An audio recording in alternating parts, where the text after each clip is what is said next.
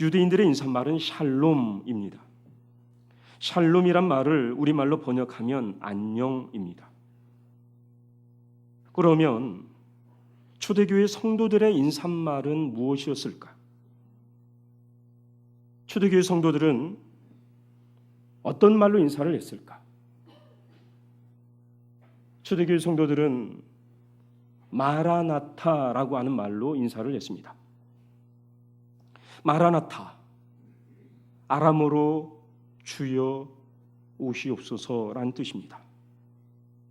성경학자들은 고린도전서 16장 22절과 계시록 22장 20절 그리고 초대교회 성도들의 신앙생활을 기록한 디다케라고 하는 책을 근거로 마라나타가 초대교회 성도들의 인사말이었다고 주장을 합니다. 그러면 여기에서 한 가지 질문을 할 수 있을 것 같습니다. 그것은 왜 초대교회 성도들의 인사말이 샬롬이 아니라 마라나타였을까라는 거죠. 유대인들이면 유대인들의 다수가 모여있는 공동체라면 만날 때마다 그리고 헤어질 때마다 샬롬 하는 게 맞습니다. 그런데 샬롬 하지 않았다는 거죠. 마라나타라고 인사를 했다는 거예요. 왜 샬롬이 아니라 왜 마라나타였을까? 여기에서 우리는 한 가지 사실을 알 수가 있습니다. 그것은 초대교회 성도들의 관심사입니다. 초대교회 성도들은 관심사가 뭐가 있었을까? 어떤 관심사를 가지고 있었을까? 초대교회 성도들의 가장 큰 관심사는 주님의 재림이었습니다. 초대교회 성도들은 주님의 재림을 기다렸습니다. 주님께서 말씀하셨습니다. 진실로 너희에게 이르노니 여기 서 있는 사람 중에 죽기 전에 인자가 그 왕권을 가지고 오는 것을 볼 자도 있느니라. 그리고 하늘로 승천할 때 천사들도 말을 합니다. 갈릴리 사람들아 어찌하여 서서 하늘을 쳐다보느냐? 너희 가운데서 하늘로 올려지신 이 예수는 하늘로 가심을 본 그대로 오시리라. 마태복음 16장 말씀 그리고 사도행전 1장 말씀이죠. 초대교회 성도들은 이와 같은 주님의 말씀을 붙들고 주님의 말씀에 의지하여 환난과 고난을 이기며 신앙을 지켰습니다. 그런데 오신다 하신 주님이 오시지 않습니다. 재림을 기다리던 성도들이 하나 둘씩 죽어갑니다. 초조해질 수밖에 없습니다. 조급하고 불안해집니다. 당연히 재림이 언제 있을지 궁금해질 수밖에 없습니다. 데살로니가 교회 성도들도 마찬가지였습니다. 그래서 바울이나 교회의 지도자들에게 질문을 했을 것입니다. 재림의 때와 시기는 언제입니까? 재림의 때와 시기는 언제입니까? 우리가 언제까지 기다려야 합니까? 라고 질문을 했겠지요. 여러분 얼마나 궁금했을까요? 교회 외부적으로는 환난과 핍박이 있습니다. 그리고 교회 내부적으로는 재림에 대한 의심과 근거 없는 추측들로 인해서 사람들은 초조해하고 혼란스러워합니다. 빨리 재림에 대한 결론을 맺어주지 않으면 안 될 상황입니다. 그래서 바울은 분명하게 재림에 대해서 말을 하고 있습니다. 이런 1절의 말씀을 보십시오. 우리 1절의 말씀을 다시 한번 읽어보겠습니다. 시작. 형제들아 때와 시기에 관하여는 너희에게 쓸 것이 없음은 뭐라고 얘기를 합니까? 쓸 것이 없다고 말을 합니다. 쓸 것이 없다고 하는 말은 내가 아는데 너희들한테는 안 알려줘 뭐 이런 말이 아니라 바울 자신도 모른다는 말입니다. 여러분 생각해 보십시오. 예수님 자신도 모른다 하셨는데 어떻게 바울이 알 수 있겠습니까? 마태복음 24장 36절에 그날과 그때는 아무도 모르나니 하늘의 천사들도 아들도 모르고 오직 아버지만 아신다. 이렇게 말씀하십니다. 그런데 이상한 건 여러분 2절의 말씀입니다. 우리 2절의 말씀을 다시 한번 읽어보겠습니다. 시작. 주의 날이 밤에 도둑같이 이를 줄을 너희 자신이 자세히 알기 때문이라. 여러분 보십시오. 너희 자신이 자세히 알기 때문이다 라고 이야기를 합니다. 이게 무슨 의미일까요? 데살로니가 교회의 성도들은 이미 알고 있었습니다. 때와 시기는 아무도 모르고 다만 알 수 있는 것은 재림이 어떻게 임하는지만 알 수 있다. 이것을 데살로니가 교회의 성도들이 알고 있었다는 말입니다. 분명 데살로니가 교회의 성도들은 바울을 통해 배웠을 것입니다. 재림의 때와 시기는 알 수 없다. 때와 시기는 우리의 소관이 아니다. 때와 시기는 하나님의 영역이다. 하나님만 아신다. 그래서 재림은 예측할 수 없다. 재림은 마치 도둑이 예측할 수 없는 시간에 오는 것처럼 올 뿐이다 라는 것을 데살로니가 교회 성도들은 알고 있었습니다. 여러분 그렇습니다. 도둑이 오는 시간은 도둑밖에 알 수가 없습니다. 도둑에게는 시간표가 없습니다. 마음 내키는 대로 움직입니다. 때문에 도둑이 오는 시간을 말한다고 하는 것은 어리석은 일입니다.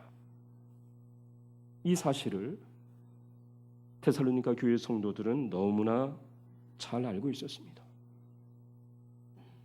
그렇다면 왜 바울은 또 다시 이 사실을 데살로니가 교회 성도들에게 확인시켜주고 있을까라는 거죠. 여러분 그 이유를 우리가 3절에서 알 수 있는데 우리 3절을 읽어보겠습니다. 3절 읽겠습니다. 시작. 그들이 평안하다 안전하다 할 그때에 임신한 여자에게 해산의 고통이 이름과 같이 멸망이 갑자기 그들에게 이르리니 결코 피하지 못하리라. 왜 다시? 때와 시기는 알 수 없다. 우리의 소관이 아니다라고 하는 것을 확인시켜주고 있을까? 그것은 평안하다, 안전하다고 말하는 사람들 때문입니다. 바로 하나님을 믿지 않는 세상 사람들입니다. 특별히 로마 정부입니다. 역사학자들은 말합니다. 평안하다, 안전하다 이 말은 로마 정부의 구호였을 것이다. 예전에 우리나라에도 구호들이 참 많았습니다. 잘 살아보세요. 우리도 한번 잘 살아보세요. 때려잡자 간첩 이런 구호들이 있었죠. 멸공, 방첩 이런 구호들이 붉은 글씨로 동네 어귀마다 도배가 된 때가 있었습니다. 왜 이런 자극적인 구호들이 필요할까요? 그것은 권력자들이 사람들을 자신들이 원하는 방향으로 끌고 가기 위해서 만들어진 정치적 장치라는 거죠. 데살로니가 교회 당시만 해도 예수 믿는 사람들은 로마 정부 입장에서는 눈의 가시와 같은 사람들이었습니다. 로마 황제의 말에 복종하고 순종하고 로마 정부에 순응해야 하는데 예수 믿는 사람들은 황제보다 더 높은 분이 있다고 주장하면서 로마 정부에 협조하지 않았습니다. 다른 사람들은 로마 황제를 신으로 섬기는데 예수 믿는 사람들은 로마 황제를 숭배하는 것은 우상을 숭배하는 것이라고 하면서 황제 숭배를 거부했습니다. 그러면서 자신들은 재림 주님이 계시다. 자신들에게는 기다리는 분이 계시다. 그것을 주장하면서 세상 사람들과는 달리 늘 인내하면서 세상 방식이 아니라 자신들만의 방식으로 살았던 사람들이 바로 성도들이었습니다. 로마 정부와 세상 사람들은 이런 예수 믿는 사람들을 핍박할 수밖에 없었겠죠. 핍박을 했습니다. 그러면서 동시에 예수 믿는 사람들을 향해서 이 로마 정부는 평안하다, 안전하다라고 하는 구호를 외치기 시작했습니다. 황제의 통치하에 들어오면 너희는 평안할 수 있어. 황제의 다스림 앞에 너희가 무릎 꿇으면 너희들은 안전할 수 있어. 우리와 손을 잡으면, 우리처럼 살면 얼마든지 너희들은 평안하고 안전한 삶을 살 수 있다라고 말을 합니다.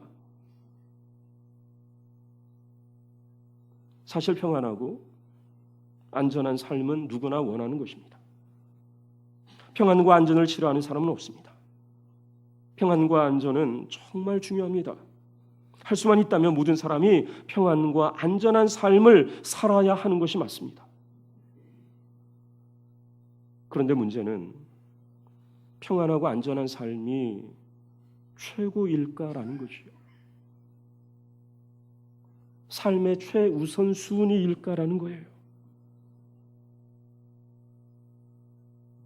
문제는 그렇지 않다는 데 있습니다. 세상은 최고라고 얘기를 합니다. 세상은 최우선이라고 얘기를 해요. 로마 정부도 그렇게 말을 하고 예수 믿지 않는 사람들, 세상 사람들 다 그렇게 얘기를 해요. 그러나 예수 믿는 사람들은 단호하게 거부를 합니다. 평안과 안전보다 더 우선한 것이 있다는 거지요. 그것은 바로 생명입니다. 그 어떤 것도 생명보다 앞설 수 없습니다. 생명과 바꿀 만한 것은 없습니다. 더군다나 죽음 이후에 영원한 생이 있음을 믿는 자들에게는 하나님을 모르는 세상 사람들이 말하는 평안과 안전은 최고가 될 수가 없습니다. 이것이 성경이 말하는 진리입니다. 그런데 문제는 사람들이 불확실성을 싫어한다는 것입니다. 사람들은 막연한 기다림 굉장히 힘들어합니다. 영원보다는 지금을 더 좋아합니다. 그리고 지금보다는 현금을 더 좋아합니다. 죽어서 가는 천국보다는 평안과 안전이 보장된 이 땅에서의 삶을 더 좋아합니다. 그래서 사람들은 확실하게 선을 그어주면 더 좋아하지요.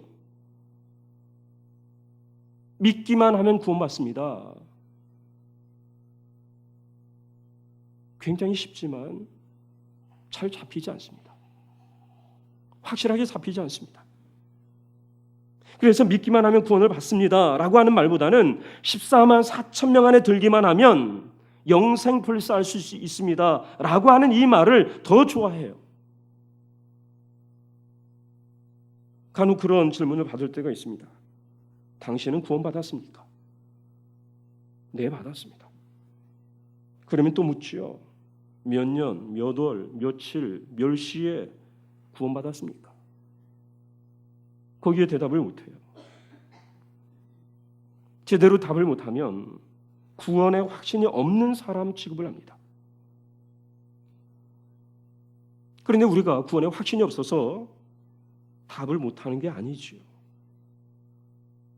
확신이 없어서가 아니라 구원받은 자이기는 하지만 여전히 내 안에 부족함이 있고 내 안에 연약함이 있고 내 안에 죄성이 있어서 하나님의 말씀을 따라 살지 못한 죄와 허물이 생각이 나서 선뜻 대답을 못하죠. 그런데 그걸 가지고 구원의 확신이 없다고 말을 해요. 여러분 5절의 말씀을 보십시오. 우리를 뭐라고 얘기를 합니까? 빛의 아들이라고 해요. 낮의 아들이라고 합니다. 그런데 아무리 생각해도 우리 속에 빛이 없는 것 같습니다. 여러분 안에 빛이 있습니까? 자신 있게 대답을 못해요. 너무 부정적입니까? 그러나 자신을 정직하게 성찰하는 사람들은 누구나 인정할 수밖에 없는 사실입니다. 중요한 것은 5절에서 말하는 이 빛은 우리의 빛이 아니라는 것이요. 우리가 만들어낸 빛이 아니라 하나님의 빛입니다.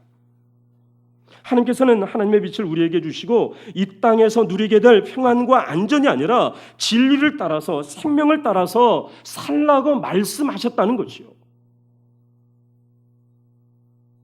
사람들은 확실하고 기다릴 필요가 없다면 밤을 선택하기도 합니다. 어둠을 선택하기도 합니다. 갈등하지 않습니다. 보장만 된다면 얼마든지 밤을 선택하고 어둠을 선택해서 살아갑니다. 그러나 빛에 속한 사람들, 낮에 속한 사람들은 어떻게 합니까? 미래가 불확실해도 막연하게 오랜 시간 기다려야 할지라도 생명으로 살아가기를 주저하지 않는 사람들이 바로 신앙의 사람들이라는 것입니다. 그런데 세상은 끊임없이 우리에게 속삭입니다. 평안이 최고야. 안전이 최고야.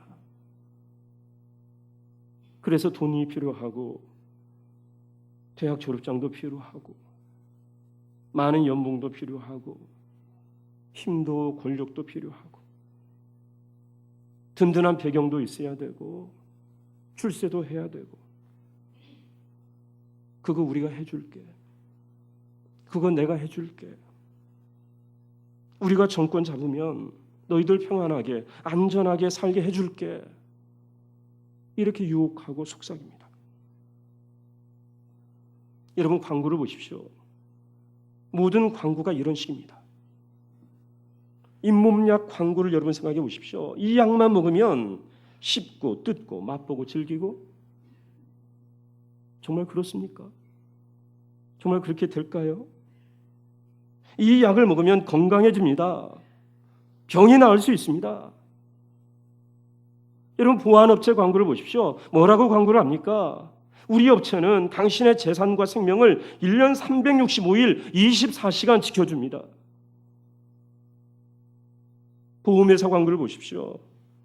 보험은 사람들의 불안과 미래에 대한 불확실성을 근거로 마케팅을 합니다. 다 보장해 준다는 거죠. 다 책임져 준다는 거예요.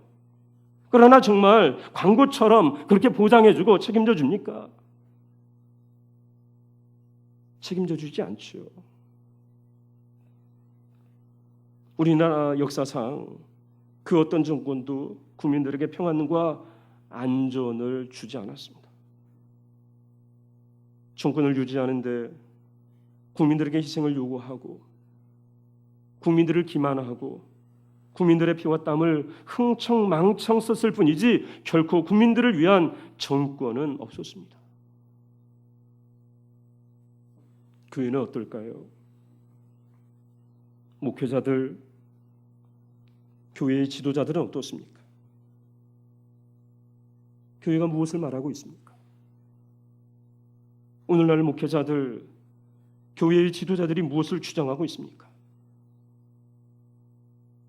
현란한 말에 속아서는 안 됩니다. 진정한 믿음과 신앙은 말에 있지 않습니다. 그들의 행동을 보아야 합니다. 그들의 내밀한 삶을 보아야 합니다. 평안과 안전을 약속하고 외치지만 정작 생명에 대해서는 말하지 않습니다. 죽음에 대해서, 영생에 대해서, 재림과 심판에 대해서 말하지 않습니다. 오로지 현재에 얻게 되는 평안과 안전만을 이야기를 합니다. 세상과 다를 바가 없습니다.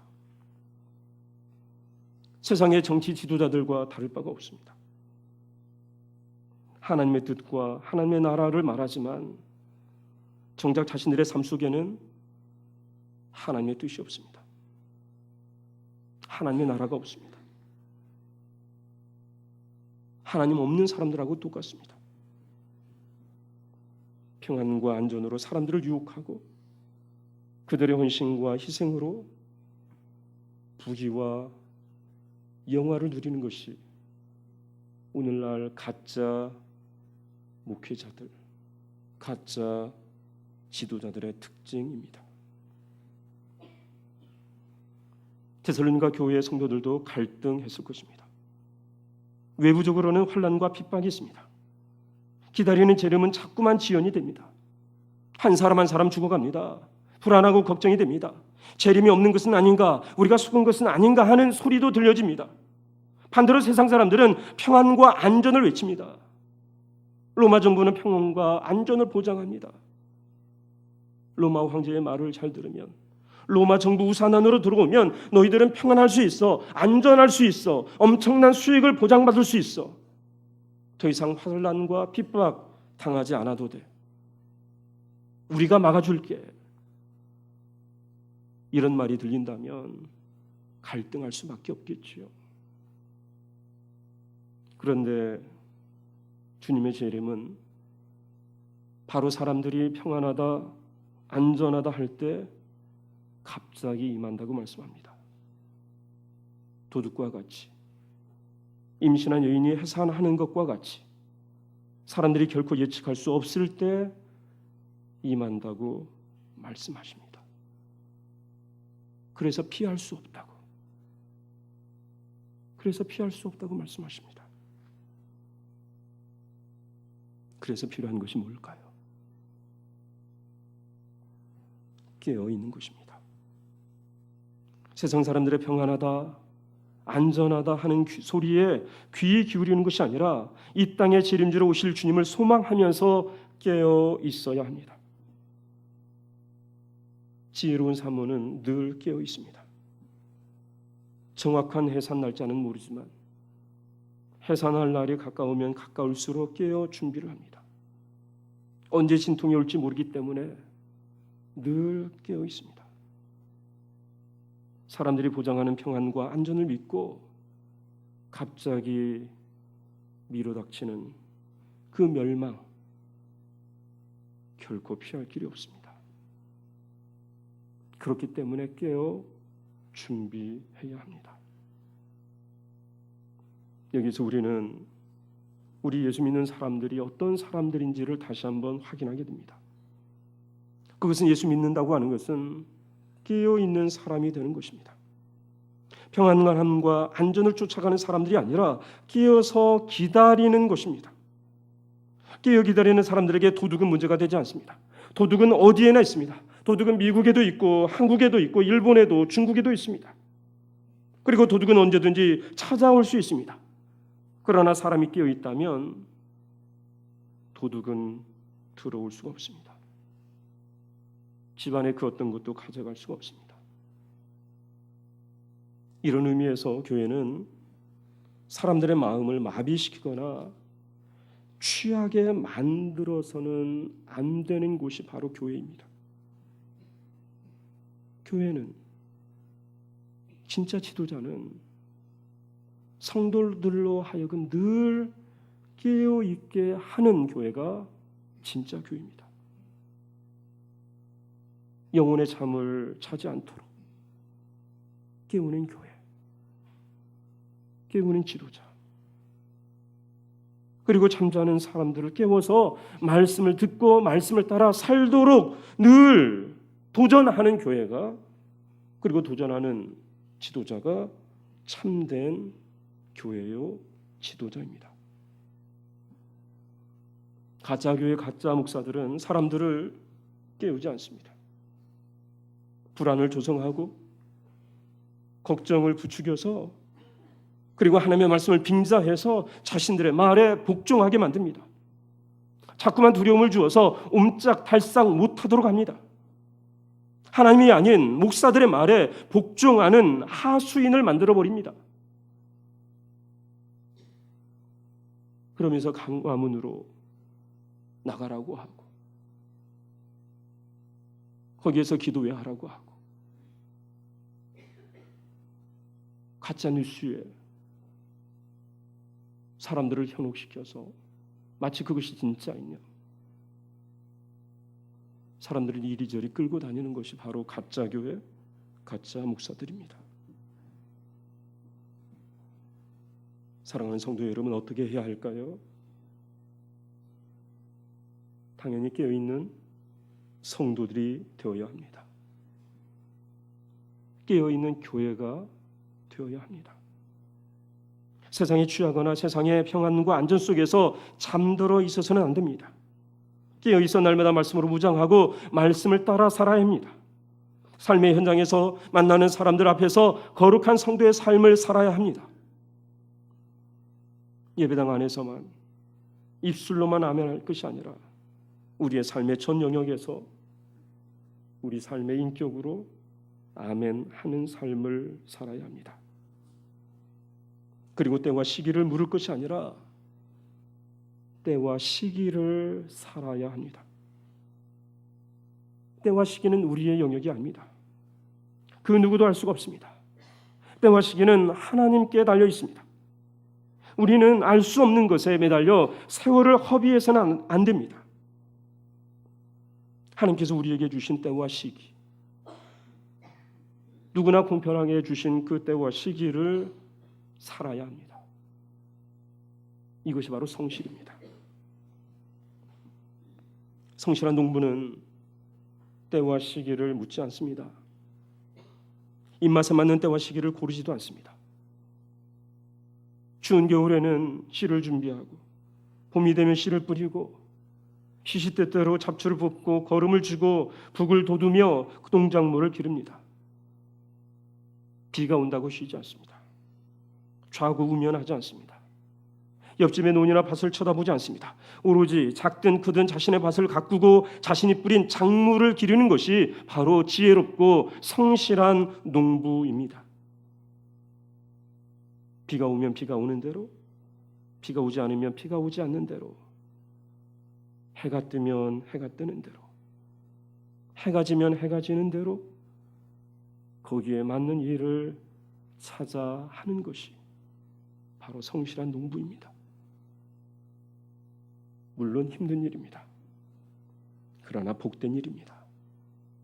생명을 위한 일이고 영생을 위한 일입니다. 작년 인기를 끌었던 드라마의 대사지요. 너와 함께 한 시간 모두 눈부셨다. 날이 좋아서, 날이 좋지 않아서, 날이 적당해서 모든 날이 좋았다. 저만 아는 대사인가요?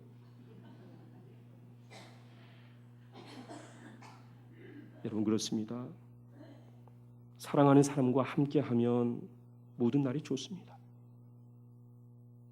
날이 좋아서 좋고 날이 좋지 않아서 좋고 꽃피는 봄날만 좋은 것이 아니라 추운 겨울도 좋습니다. 우리가 지금 누구와 함께 하고 있는가? 우리가 누구와 함께 여기까지 왔는가? 또 누구와 함께 남은 삶을 살아갈 것인가? 여기에 우리는 답할 수 있어야 합니다. 우리의 삶이 평안하지 않아도, 안전하지 않아도, 여러분, 평안하고 안정된 삶을 보장받은 사람들이 얼마나 되겠습니까? 다 불안하지요. 다 걱정이지요. 다 조바심이 나지요. 그러나 중요한 것은 평안하지 않아도, 안전이 보장되어 있지 않아도 주님과 함께라면 괜찮다는 것이요. 당장 이 세상에서 누리는 평안이 없어도, 안전이 보장되지 않아도 재림과 영생의 소망이 있으면 괜찮다는 말씀입니다. 그거 하나 붙들고 우리는 당당하게 살 수 있습니다. 세상 사람들처럼 살지 않습니다. 만문 앞에 무릎 꿇지 않습니다. 언제나 어디서나 거룩한 성도의 삶을 살 수가 있습니다. 이것이 바로 믿음의 능력이지요. 그러면서 교회 공동체 안에서 서로 격려하고 서로 덕을 세우며 살아갑니다. 서로 탓하면서 자기 것 챙기고 나만을 위한 이기적인 신앙이 아니라 교회 공동체를 세우는 일에 함께 힘을 보태고 함께 기도하고 평안할 수 없는 사람을 위해서, 안전이 보장되지 않는 그 사람을 위해서 함께 헌신하면서 같이 하나님의 나라를 이루어 가기를 노력하고 훈련하고 헌신하는 것이 바로 하나님의 교회와 성도들의 삶이라는 것입니다. 하나님께서 우리에게 때와 시기를 주셨습니다. 그 때와 시기를 우리가 어떻게 활용해야 될까요? 성실하게 하나님 앞에서, 그리고 나아가 세상 사람들 앞에서 그 때와 시기를 믿음으로 살아서 우리가 하나님의 자녀요, 빛의 자녀요, 낮에 속한 사람임을 증명해내는 믿음의 사람들이 되어야 할 것입니다. 이 은혜가 우리 모두에게 있기를 간절히 소원합니다. 기도하겠습니다.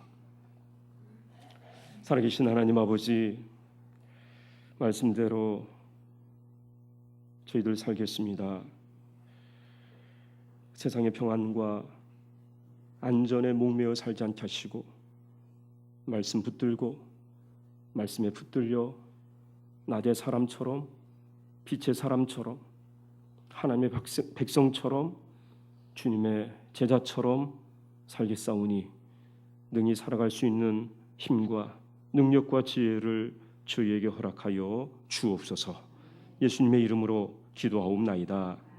아멘.